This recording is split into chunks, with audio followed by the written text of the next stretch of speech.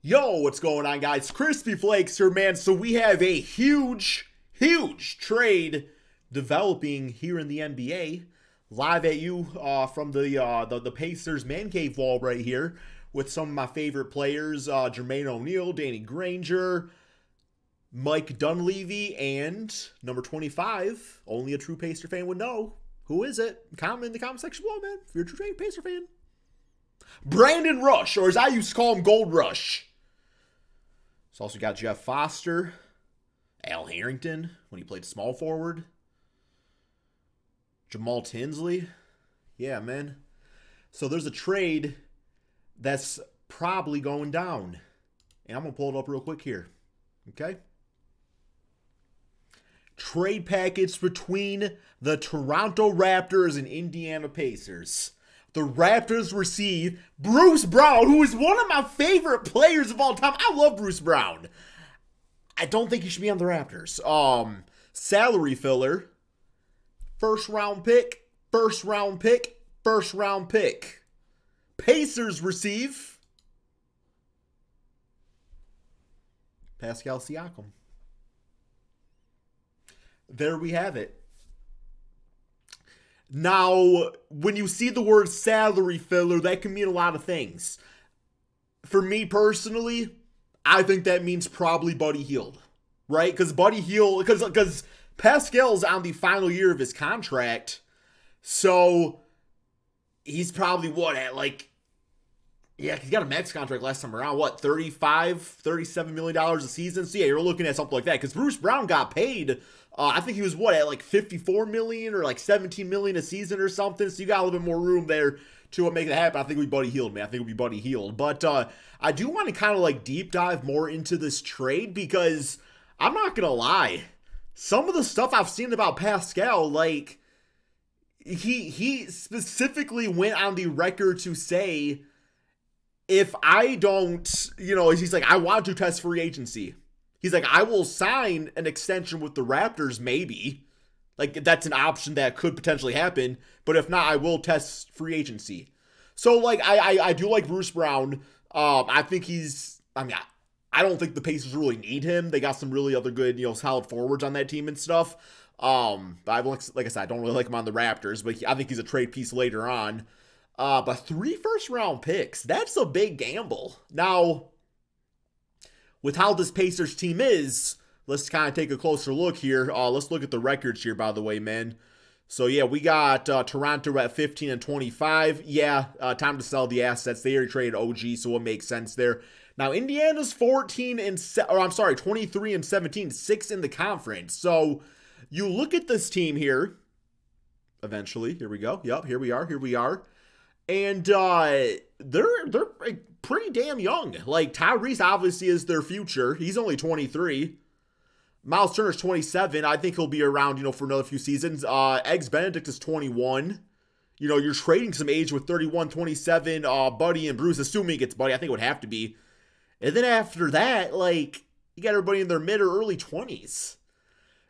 So the fact that they're already playing this well, and they appear to be a very close-knit group. I don't know. I don't know, man. I feel like Pacers, like, there's something about that Pacer culture. Like, I don't know. I think of Oladipo and Paul, but like, at first, things go really well until something happens.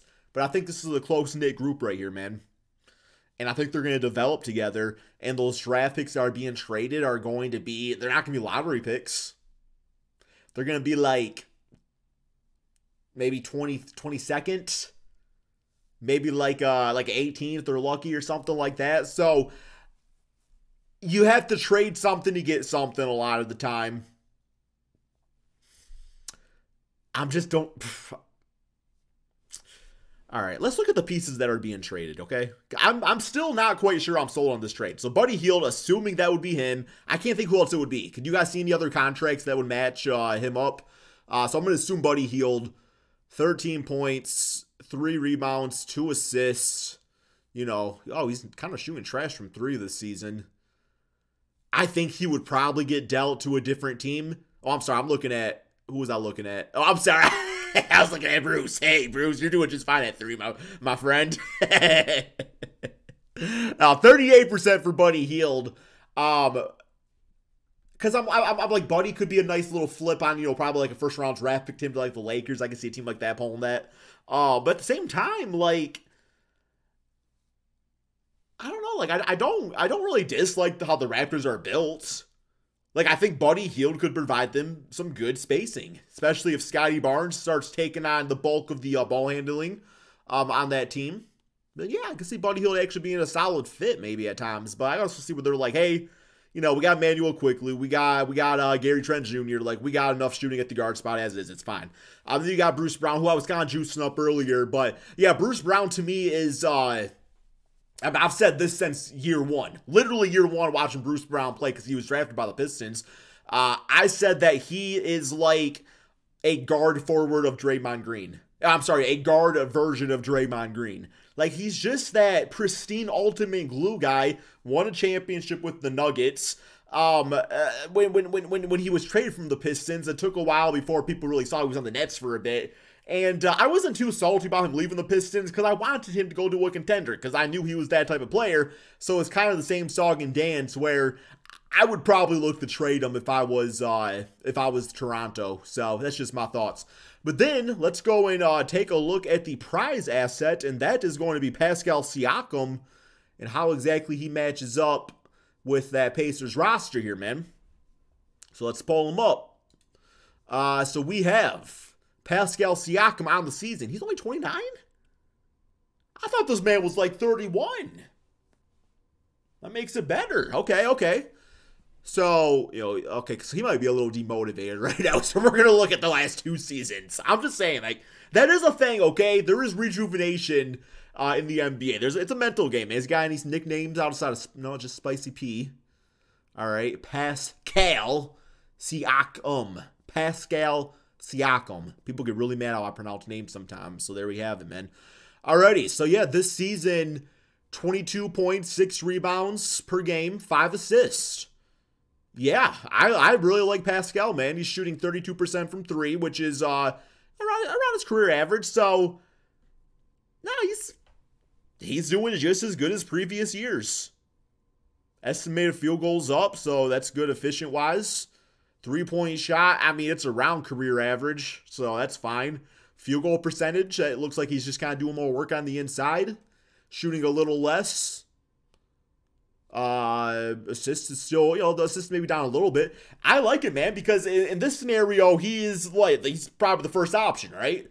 So you put him on the Pacers, and, I mean, you already have him out there with Tyrese, well, I will say that's actually a little interesting, because the way that Tyrese plays, you definitely want to run the ball through him, right? I mean, obviously, he can play off ball, catch and shoot. We did a lot of that alongside De'Aaron Fox on the Sacramento Kings. But I'm wondering, does this mean less assist for Halliburton or Siakam? And if so, is Siakam going to be able to transition pretty nicely, playing off ball? Because really, the best player he's ever played with is when he was playing with Kawhi Leonard that one season. But the thing about Kawhi Leonard, while his assists over the years kind of has gotten better, Kawhi was never really a playmaker like that. So you could run things through a Siakam or a Kyle Lowry at the time. But it's definitely going to be a different dynamic to his game here. So that will be interesting. I think you got Miles Turner spacing the floor out, Siakam's ball handling abilities. I actually got to see what Miles is actually averaging this season. Shooting wise and everything, because that does make a difference, right? Because Siakam obviously handled the rock, so we might get some more isolation opportunities, which could be pretty cool for him. So Miles, 33%, still throwing back some shots. He's up at 2 blocks per game, so it'll be interesting. I mean, honestly, the way they'll probably run that set, power forward center will probably be very similar to maybe Sabonis and Miles Turner. So we'll kind of see. But yeah, what do you guys all think about this? I don't know if it's confirmed officially yet, but that's what they're saying. So that's all we got. Thank you all so much for watching. Peace out, my friends.